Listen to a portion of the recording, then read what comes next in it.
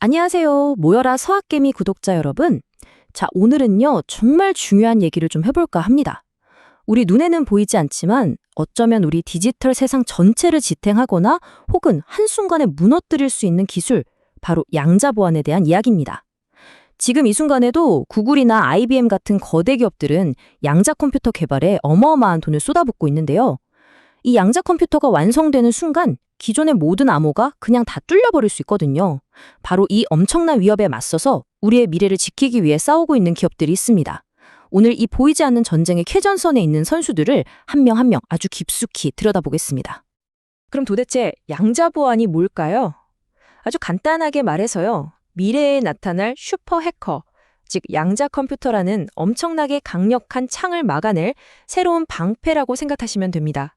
지금 우리가 쓰는 암호 기술, 예를 들어 RSA 같은 건요. 아주 큰 숫자를 소인수분해하는 게 어렵다는 수학 원리를 이용하는 거거든요. 근데 양자 컴퓨터는 쇼어 알고리즘이란 걸 써서 이걸 순식간에 풀어버릴 수 있습니다.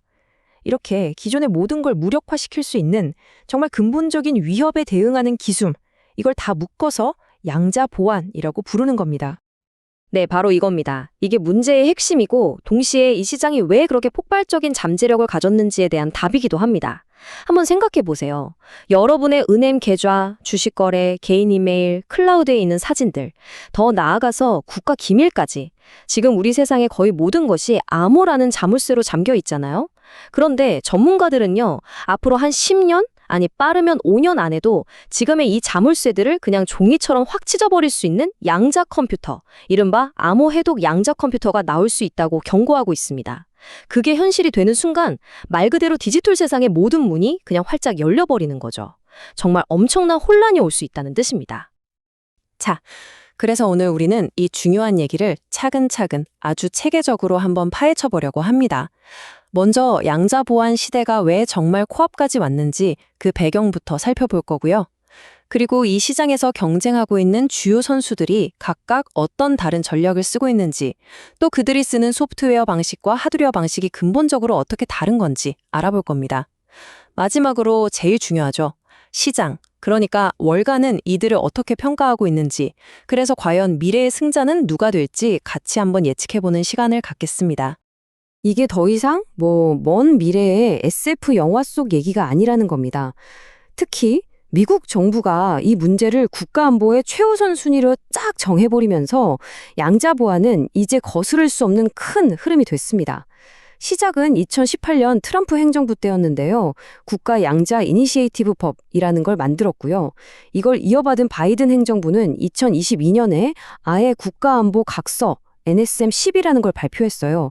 이게 뭐냐면 모든 정부기관들한테 양자 컴퓨터 위협에 당장 대비해라 하고 명시적으로 지시를 내린 겁니다. 이렇게 정부 정책이 시장을 만들고 그 긴급성이 시장의 성장을 아주 강력하게 밀어주고 있는 거죠. 그럼 시장이 얼마나 클까요? 여러 시장 조사 기관들이 공통적으로 얘기하는 게 2030년까지 양자 보안 시장 규모가 최소 100억 달러, 우리 돈으로 한 13조 원 이상이 될 거라는 겁니다. 근데요, 많은 전문가들은 이것도 굉장히 보수적인 예측이라고 말해요. 왜냐하면 금융, 국방, 헬스케어, 통신, 암호가 안 쓰이는 곳이 없잖아요. 사실상 기존의 모든 IT 보안 시장을 대체할 수 있는 엄청난 잠재력을 가진 셈이죠. 바로 이 어마어마한 기회 때문에 우리는 지금부터 이 시장의 주도권을 누가 잡을지 주목해야 하는 겁니다. 자, 이 거대한 시장을 차지하기 위한 싸움은 이미 시작됐습니다. 근데 정말 흥미로운 건요, 아직 확실한 정답이 없다는 거예요. 마치 스마트폰 초창기에 기억나세요? 노키아의 신비한 블랙베리, 윈도우 모바일, 그리고 나중에 나온 iOS와 안드로이드가 정말 치열하게 싸웠잖아요. 지금 양자 보안 시작이 딱 그런 상황입니다. 그래서 오늘 우리는 완전히 다른 방식으로 이 문제에 접근하고 있는 세계의 상장 기업 3명의 대표 선수를 집중적으로 분석해 볼 겁니다. 자, 선수들 한번 보시죠. 먼저 ARQQ. 이 회사는 소프트웨어로 승부하는 실용주의자입니다. 기존 인터넷망, 기존 컴퓨터 그대로 쓰면서 암호 프로그램만 바꾸자는 거죠. 시가총액은 1.5억 달러로 아직은 좀 작은 편입니다. 그에 반해서 IONQ는 하드웨어로 미래를 그리는 비전가라고 할 수 있어요. 아예 양자 컴퓨터랑 양자 네트워크라는 새로운 판을 직접 짜고 있죠. 시총이 무려 27억 달러예요. 이미 나스닥의 주요 기술주로 자리를 잡았습니다. 마지막으로 큐비티. 이 회사는 양자 난수 생성이라는 아주 특별한 틈새 시장을 파고드는 전문가입니다. 시총은 약 33억 달러로 두 회사 중간 정도 있죠. 보시는 것처럼 체급도 전략도 심지어 철학까지 완전히 다른 세 선수가 지금 링 위에서 맞붙고 있는 겁니다. 자, 그럼 이들의 전략이 근본적으로 어떻게 다른지 조금만 더 깊이 들어가 볼게요. 양자 보안 기술의 핵심 논쟁은 바로 이겁니다. 기존에 우리가 쓰던 디지털 자물쇠를 훨씬 더 복잡하고 튼튼하게 업그레이드 할 것이냐, 아니면 아예 양자 기술이라는 신소재로 새로운 개념의 자물쇠를 만들 것이냐. 이건 그냥 기술 방식의 차이가 아니고요. 보안이라는 문제에 대한 근본적인 철학의 차이라고 볼 수 있습니다. 이 두 방식의 차이는 문의 자물쇠 비유를 들면 아주 쉽게 이해가 됩니다. ARQ가 쓰는 PQC, 즉 양자 내성 암호는 소프트웨어 방식인데요. 이건 기존에 있던 문의 자물쇠만 훨씬 더 복잡하고 튼튼한 걸로 바꾸는 것과 같아요. 양자 컴퓨터가 잘 푸는 소인수분해 문제 대신에 양자 컴퓨터도 풀기 힘들어하는 새로운 수학 문제를 쓰는 거죠. 가장 큰 장점은 지금 당장 우리 컴퓨터에 소프트웨어 업데이트만 하면 바로 적용할 수 있다는 겁니다. 아주 실용적이죠. 반면에 아이온큐의 비전의 핵심인 QKD, 양자 키 분배는 하드웨어 방식입니다. 이건 아예 새로운 문과 열쇠를 통째로 만드는 개념이에요. 양자 물리학 원리를 이용해서 누군가 중간에 열쇠를 훔쳐보려고 하면 그 즉시 열쇠 모양이 바뀌어버려서 해킹 자체가 원천적으로 불가능하게 만드는 거죠. 이론적으로는 완벽한 보안이지만 이걸 하려면 양자 신호를 보내는 새로운 장비, 새로운 인프라가 깔려야 한다는 단점이 있습니다. 각 회사의 기술을 조금만 더 뜯어보면 차이가 더 명확해져요. ARQ는 클라우드를 통해서 누구나 쉽게 월구독료 내고 PQC 솔루션을 쓰게 해줍니다. 비용이 싸고 기존 시스템에 적용하기 쉽다는 게 최대 강점이죠. 그런데 양자 하드웨어를 전혀 안 쓰니까 일각에서는 이게 진짜 양자 기술 맞아? 하는 가짜 양자 논란이 좀 있어요. 아이온큐는 이온덧이라는 아주 독보적인 하드웨어 기술을 가지고 양자 컴퓨터를 만듭니다. 이 기술이 안정성이 굉장히 높아서 국방이나 금융처럼 정말 최고의 보안이 필요한 곳에서 강점을 보여요. 다만 장비가 엄청나게 비싸고 이걸 상용화하려면 수백만 개의 큐비트로 확장해야 하는데 아직 그 기술적 허들이 남아있다는 게 약점이죠. 큐비트는 양자 난수 생성기, QRNG라는 것에 특화된 회사입니다. 컴퓨터가 만드는 건 사실 예측 가능한 가짜 난수인데 이건 양자 현상을 이용해서 절대 예측 불가능한 진짜 난수를 만들어요. 이건 모든 암호의 핵심인 암호키를 만들 때 보안 수준을 최상으로 끌어올리는 기술이죠. 은행 OTP나 나사의 총신암호처럼 특수한 분야에서는 수요가 확실하지만 사업 범위가 좀 제한적이라는 한계도 있습니다. 자, 이렇게 서로 다른 기술, 다른 전략을 가진 회사들에 대해서 월가의 투자자들은 과연 어떻게 보고 있을까요? 기술이 뭐가 더 낫냐? 이런 논쟁도 중요하지만 우리 투자자들한테는 결국 돈의 흐름, 즉 시장의 평가가 더 중요하잖아요. 지금부터는 객관적인 데이터를 보면서 시장의 분위기를 한번 제대로 읽어보겠습니다. 2025년 들어서 시장의 반응은 그야말로 폭발이라는 단어가 딱 맞습니다. 보시면 세 회사 모두 주가가 엄청나게 올랐어요.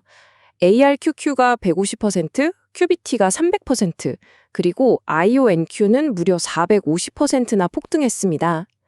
이건 그냥 특정 회사가 잘했다기보다 양자 보안이라는 섹터 전체의 투자자들의 돈이 거대한 파도처럼 밀려 들어오고 있다는 아주 명백한 증거입니다. 특히 IONQ는 미 공군 연구소랑 대규모 계약을 맺었다는 소식, 그리고 경쟁사를 인수하면서 기술력을 더 강화했다는 소식이 나오면서 주가 폭등에 불을 붙였죠. 시장이 이들의 미래 가치를 얼마나 높게 쳐주고 있는지 알 수 있는 대목입니다. 특히 여기서 우리가 주목해야 할 점은 바로 이 주식을 누가 가지고 있느냐 하는 겁니다. 바로 기관 투자자 비중인데요. 아이온큐 주식은 무려 70%를 블랙록, 뱅과드 같은 세계 최대 자산운용사들이 들고 있습니다. 소위 말하는 스마트머니, 똑똑한 돈들이죠. 이들이 철저하게 분석한 끝에 아이온큐의 장기적인 하드웨어 전략에 크게 베팅하고 있다는 아주 강력한 신호로 볼 수 있습니다. 반면에 ARQQ와 QUBIT는 기관 비중이 한 20에서 30% 수준으로 아직은 개인 투자자 비중이 더 높아요. 이걸 두고 두 회사가 아직 기관들의 본격적인 검증을 통과하지 못했다, 이렇게 볼 수도 있고, 반대로 생각하면 앞으로 기관 자금에 들어올 룸이 더 많이 남아있다, 이렇게 해석할 수도 있겠습니다. 그런데 말이죠. ARQQ를 보는 시장의 시선은 좀 극명하게 엇갈립니다. 바로 이 숫자 15% 때문인데요. 이게 공매도 비율입니다. 전체 유통 주식의 15%가 주가 하락에 베팅하는 물량이라는 뜻인데 이거 절대 낮은 수치가 아니거든요. 공매도 세력들은 ARQQ의 소프트웨어 방식이 결국에는 하드웨어 기반 기술에 밀릴 거고 지금의 매출 성장도 오래가지 못할 거라고 보는 거죠. 그러니까 투자자들 사이에서 ARQQ를 두고 가장 빠르게 시장을 먹을 혁신 기업이라는 시각과 이거 실체 없는 거품 아니냐는 시각이 가장 치열하게 맞붙고 있는 그야말로 전쟁터 같은 주식이라고 할 수 있겠습니다. 그럼 이제 가장 궁금해하실 마지막 부분입니다. 이 치열한 경쟁의 끝에서 과연 누가 웃게 될까요?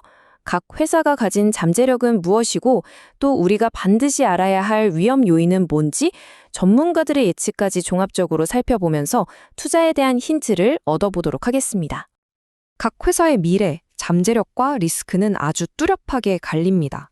먼저 ARQQ는 오라클이나 인텔 같은 거대 IT 기업들이랑 파트너십을 맺고 있어서 가장 빠르게 시장에 침투하고 매출을 만들어낼 가능성이 높아요.